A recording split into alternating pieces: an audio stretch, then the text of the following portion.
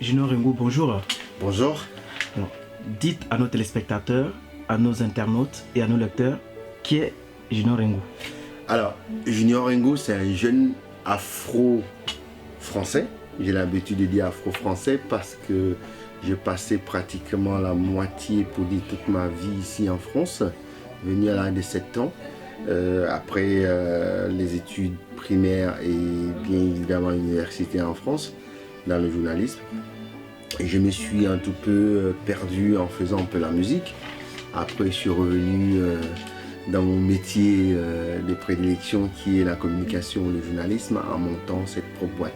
Junior Ringo, c'est un jeune homme d'une trentaine d'années passées, en quelque sorte, qui aujourd'hui manifeste son engouement et surtout est très ancré à la chose africaine.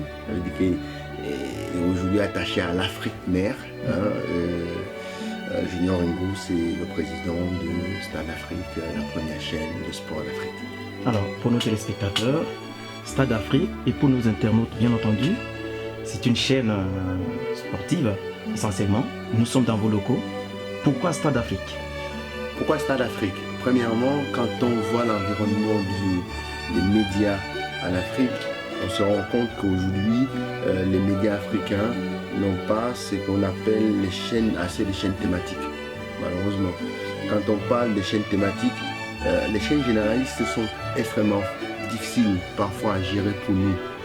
Et comme les médias sont devenus aujourd'hui la nouvelle guerre de cette terre, pour dire vrai, on nous a longtemps menti en disant que l'Afrique n'était pas jolie, l'Afrique n'était pas belle. Et nous voulons passer par le sport pour présenter l'Afrique autrement. Voilà pourquoi nous avons pensé monter une chaîne de télévision thématique sur le sport, la première chaîne d'information continue du sport africain. Un média thématique. Vous venez de lancer ce média, je crois, le 7 janvier dernier, en France. Pourquoi un média qui parle des sports africains est lancé au niveau de la France?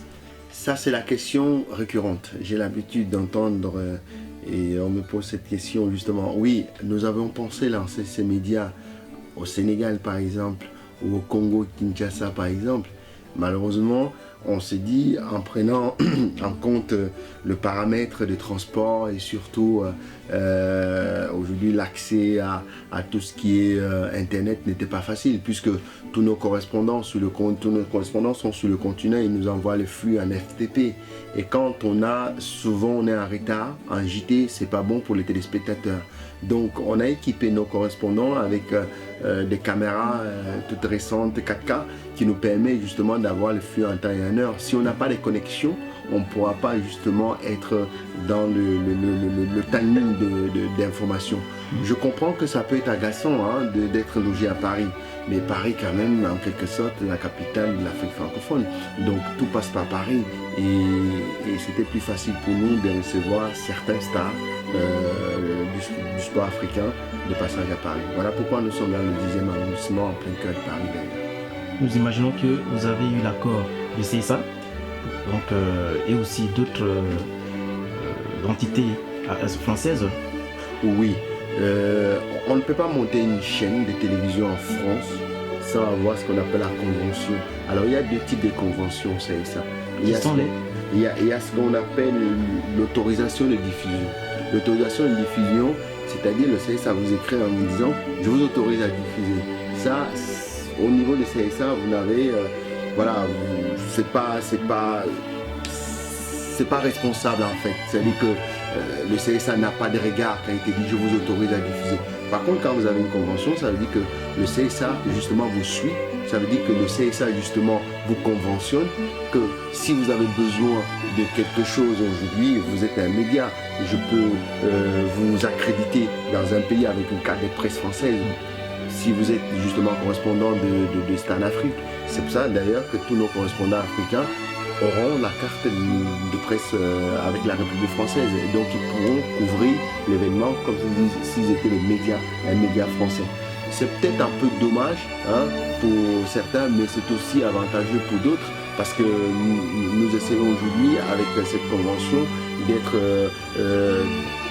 citer parmi les chaînes françaises qu'on peut discuter après sur la TNT en France. C'est-à-dire qu'on va bousculer aussi pour être accepté sur la TNT en France. Par contre, les médias qui arrivent en France et qui prennent juste l'autorisation de diffusion ne peuvent pas prétendre passer en commission pour être diffusés sur la TNT française. Et comment, avec vos correspondants, se passe le traitement des informations, que ce soit au niveau des pays africains, au niveau de la France, le relais de diffusion, et ainsi de suite? Alors, Stade Afrique d'abord, c'est une chaîne qui, nos serveurs sont hébergés par Eutelsat. Eutelsat aujourd'hui c'est le numéro 1 satellite sur le continent africain, Eutelsat César. Alors il faut comprendre que c'est la première fois qu'une chaîne de télévision se lance en même temps en Europe et en Afrique. Ça n'a jamais été évident de dire qu'on va diffuser en France et en Afrique. Le satellite coûte trop cher pour le transport. Donc quand on alimente 27 pays d'Afrique, vraiment j'ai dit, voilà, ça fait que 2 semaines qu'on diffuse, mais le retour qu'on a sur le continent, c'est vraiment quelque chose d'encourageant. Je veux dire par là quoi? Je veux dire par là que nous sommes hébergés chez Eutelsat César, Eutelsat qui envoie nos flux sur le continent africain à travers un serveur qui est ici chez nous. Vous savez, la télévision aujourd'hui, si vous êtes connecté, si vous avez le haut débit, ça va vite en télé. Donc on envoie nos flux à travers justement notre serveur que nous avons dans nos locaux dans le 10e arrondissement. Toutes nos productions sont faites à partir de notre studio qui est dans le 10e arrondissement, d'ailleurs où nous sommes. Et les correspondants, chaque matin, ils nous envoient le flux par FTP. Et ces flux-là arrivent de tout le continent. Ce n'est pas souvent des flux énormes. Nous demandons quelques flux comme 1 minute 30, 1 minute 50, juste pour les infos, parce que ça nous aide justement d'avoir des informations fraîches du continent. Le choix du nom Stade Afrique ne renvoie pas, selon vous, aux footballeurs ou aux rugbyman? Est-ce que vous pensez que vous allez couvrir tout le domaine sportif avec ce nom? Alors, dans Stade Afrique, il n'y a pas de sport mineur. Chez nous, tous les sports sont majeurs. Nous ne voulons pas dire que sur le continent africain aujourd'hui, on parle que du foot. Non, on nous a menti longtemps. Quand on a menti longtemps, le jeune africain, que pour gagner de l'argent sur le sport, il fallait aller en Occident. Nous voulons aussi montrer à ces jeunes sur le continent qu'on peut être un professionnel, gagner bien l'argent en jouant localement. Quand j'étais tout petit, tout gamin, je voyais mes grands frères et mes papas qui ils allaient au stade parce qu'évidemment ils avaient cette envie. Je me souviens des matchs comme les Canons sportifs de Yaoundé, les TP Mazembe, justement TP qui reste encore l'équipe référence sur le continent africain. Notre objectif, c'est de dire que la Champions League africaine, c'est une compétition comme toutes les autres qu'on peut regarder. Et en Afrique, aimer aussi cette compétition-là. Notre but aujourd'hui, c'est de pousser ces jeunes-là à ne pas justement immigrer, mourir comme ça se passe aujourd'hui. C'est-à-dire qu'il ne faut pas qu'on se mente. C'est fini le temps où les médias nous vantaient l'Europe. Aujourd'hui, nous avons le pouvoir. Et le pouvoir, c'est de mettre un média fort, un média qui peut justement s'adresser à cette jeunesse-là. Vous avez remarqué dans la musique, les jeunes d'ici d'ailleurs en France, tous ils chantent que la musique africaine. Ils aiment la musique africaine parce que les médias ont laissé la possibilité à cette musique de s'exprimer ici. Et c'est en train d'envahir toutes les cités. C'est comme ça que nous allons faire justement en sorte que le mœurs de ces jeunes Africains prennent corps avec le sport africain. On vous entend souvent dire que vous considérez Stade Afrique comme un média fédérateur, comme une tribune pour les Africains. Comment aujourd'hui les politiques africains perçoivent ce média dans leur pays? Nous sommes en train de nous déployer. Alors on a quand même le retour de quelques politiques qui nous appellent et qui nous félicitent pour ces médias. Moi, ce que je suis en train de dire, encore une fois de plus, et je m'adresse vraiment à votre média, notre objectif c'est de pousser aussi des Africains qui ont les capacités, les moyens de monter ces genres de médias. Premièrement, nous sommes en train d'encourager aussi les pays africains à monter des médias thématiques, spécifiquement sur le sport. C'est important. La politique à un moment donné nous a endormis. On ne croit plus en politique. J'ai l'habitude de dire en Afrique, on écoute, on regarde, mais on ne boit plus la politique. On vit le sport. ces hommes politiques africains, ils ont compris qu'il est temps, justement, de donner la parole à ces jeunes à travers quelque chose. Et ce n'est qu'à travers le sport qu'on peut donner la parole à ces jeunes. Ce qui nous a beaucoup choqués, pour vous dire le vrai, qui nous a beaucoup choqués, c'est que l'Afrique ne peut pas se discuter comme un bout de pain. Je vous prends un exemple.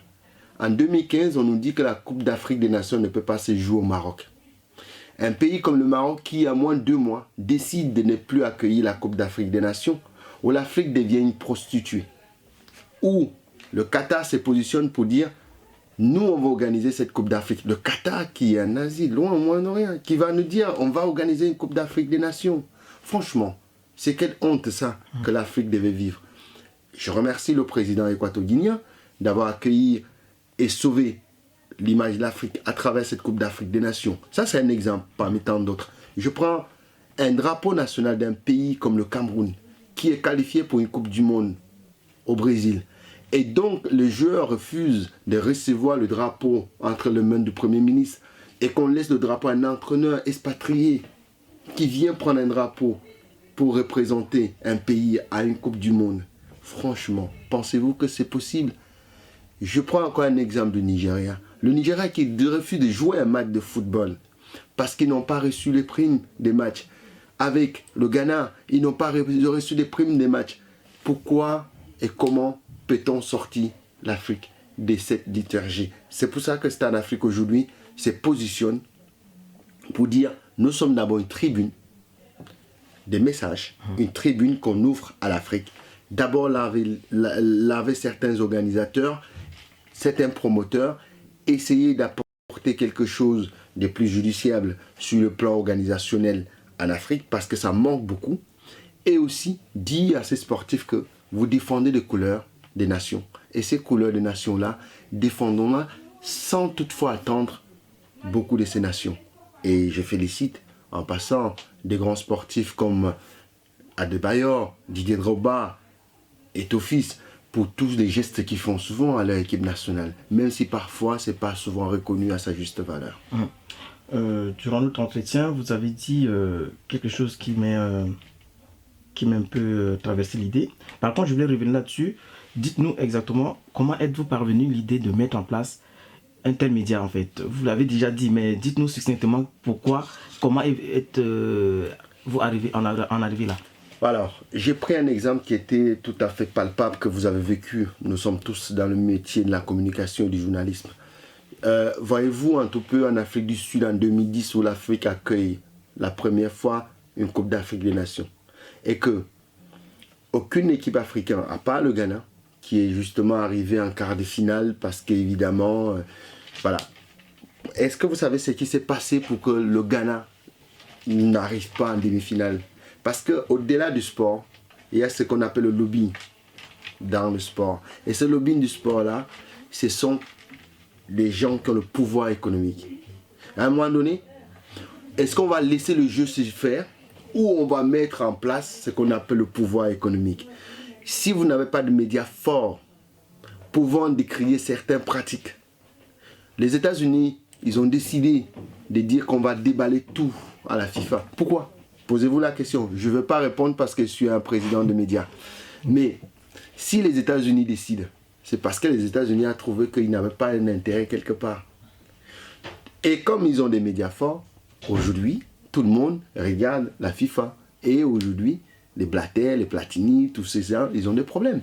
Si on n'a pas un média, alors que l'Afrique a plus de... Je dis bien, l'Afrique a plus de membres à la FIFA que tous les continents. Saviez-vous ça? Et on n'arrive pas à imposer ne serait-ce qu'une façon d'être, une façon de marcher. 5 équipes, ce n'est pas beaucoup pour nous. Moi, je veux 6 équipes, 7 équipes africaines en Coupe du Monde. Quand on part de là, on analyse tout ça. Franchement, si un Africain ne se lève pas, si un Africain n'a pas le courage pour dire que je peux lancer un média sur le sport, cet Africain lâche. Nous avons pris notre destin en main. Et je vous encourage, vous qui êtes aussi dans le domaine justement et que vous avez lancé un média presse, je vous encourage beaucoup parce qu'on va se mettre avec vous en synergie pour faire en sorte que l'Afrique bouge. L'Afrique va bouger, encore plus bouger. Pourquoi? Parce que, tenez-vous tranquille, il y a des gens qui ne vont pas accepter qu'on soit là, et qui n'acceptent pas d'ailleurs qu'on soit là. Mais on est obligé d'être là parce que le monde aujourd'hui n'est plus ce qu'il était avant. Ils nous ont montré qu'on pouvait atteindre nos objectifs par nos propres moyens. Si on reste toujours derrière eux en pleurnichant, en voulant que ce soit eux qui le fassent, ça ne va pas être évident. Donc on est parti de là pour dire que on a le pouvoir aujourd'hui. Le pouvoir, c'est pas l'argent, le pouvoir, c'est pas la force, le pouvoir, c'est l'intelligence. Le pouvoir, c'est le courage. Et notre courage et notre détermination feront en sorte que Stade Afrique soit un média puissant. Alors pour clore cet entretien, j'aimerais savoir quelle sera la prochaine étape.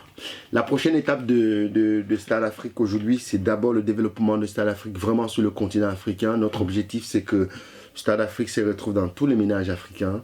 Stade Afrique va être un freeware. Freeware, ça veut dire gratuitement. On ne vient pas dire payez-nous. C'est vrai, aujourd'hui, on a la demande des opérateurs qui veulent justement que Stade Afrique soit payant. Pour l'instant, on dit non. Nous, ce que nous demandons à tous les Africains qui sont chez eux, le sport est très important. Le sport est très très important. Le sport fait partie en tout peu des organes économiques qu'un pays peut avoir. Les États-Unis ont développé la culture qui est devenue un secteur économique qui rapporte beaucoup aux États-Unis. Nous aussi en Afrique, on a cette jeunesse. On dit que l'Afrique, c'est le continent le plus jeune, où il y a plus de jeunes. Je demande que cette jeunesse-là s'élève à travers le sport, exprime un tout peu l'avenir de l'Afrique autrement. L'étape suivante, c'est que nous sollicitons les Africains, qui soient du nord, du sud, de l'est ou de l'ouest, qui s'amènent et qu'on travaille ensemble. Est-ce que vous avez le mot de la fin? Je vous remercie beaucoup. Beaucoup. Je remercie beaucoup votre média de m'avoir sollicité aujourd'hui. Je remercie aussi votre média d'accepter un tout peu notre partenariat. Et je remercie l'initiative que vous avez. Et j'invite tous vos lecteurs, tous vos téléspectateurs, tous les internautes qui regardent cette émission. Vraiment, regardez Stade Afrique, c'est votre chaîne. Junior Rinko, je vous remercie et nous espérons que nous vous verrons très prochainement. C'est moi qui vous remercie. Alors bonjour, vous travaillez pour le Stade Afrique, c'est ça, hein? Ouais. Alors c'est quoi vos responsabilités ici? Moi je suis réalisateur, Oui. je suis monteur et aussi producteur. D'accord. Certaines émissions comme After Start. Je suis aussi le directeur technique, je m'occupe un peu de la partie technique de Stade Afrique. Okay. Donc je réalise pas mal des émissions plateau comme Sport Palabre, After Start, après aussi les JT aussi, que je réalise souvent avec mon acolyte qui n'est pas là aujourd'hui, Aziz Sanfo du Burkina Faso. Donc voilà. Ça se passe bien? Oui, super bien, c'est très bien, c'est une start-up qui fait son petit bonhomme de chemin. Et ouais, ça se passe super bien, on se met pas de pression, on y va tout doucement, de toutes les façons, voilà.